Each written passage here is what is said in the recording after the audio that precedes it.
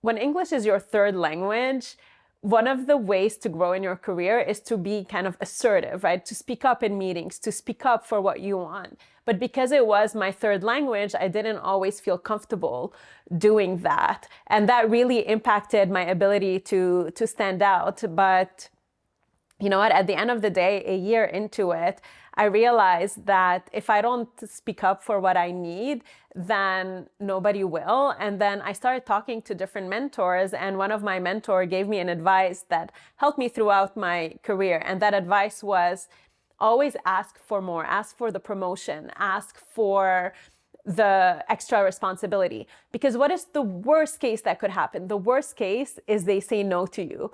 And that worst case is not bad at all. There's not, just a no is not a worst case. So then I started asking for it. And a year into my career, so I joined as a web engineer at a company here in Silicon Valley that was owned by Hearst Media.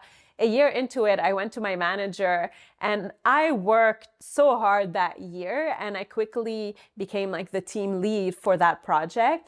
I asked them, can you give me the title of senior software engineer? And I don't want a salary raise. I just want that title.